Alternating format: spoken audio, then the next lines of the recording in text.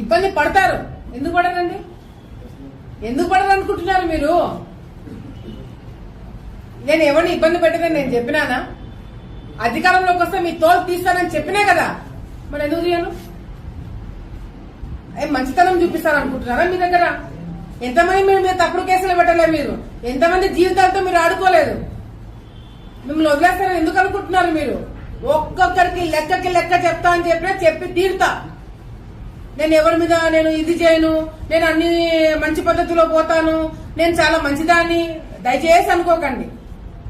మీరు తప్పు చేసింటే భయపడండి, తప్పు చేయకపోతే ప్రశాంతంగా ఉండండి. డెఫినెట్ గా నాకు రెడ్ బుక్ ఉంది. రెడ్ బుక్ అంటున్నావు, పెట్టుకున్నా రెడ్ బుక్ నేను కూడా. దాంట్లో మీ పేర్లన్నీ ఉన్నాయి.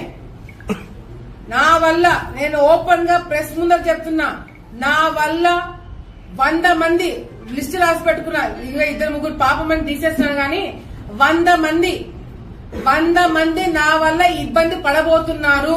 ఓపెన్ గా చెప్తున్నాను. 100 మంది లిస్ట్ నా దగ్గర ఉంది. ఆ 100 మందిని ఇబ్బంది పెట్టబోతున్నాను. అంటే ఇబ్బంది పెట్టబోతున్నాను అంటే కట్ట తీసుకొని కొడతానో చంపుతానో అట్లా ఇబ్బంది కాదు. అట్లా భయపడకండి. లీగల్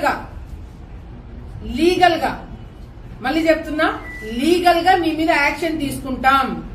మీరు చేసిన అరాచకాలు బయట పెట్టి ఆధారాలు నిరూపించి మరి మీ మీద కేసులు పెట్టిస్తాను. మిమ్మల్ని వదిలిపెట్టము. ఎందుకంటే ఆలగడ్డ రాజకీయాలను నాశనం లేపింది మీరు కాబట్టి మీకు శిక్ష పడబోతుంది. మీరు జాగ్రత్తగా ఉండండి అని నేనే చెప్తున్నా.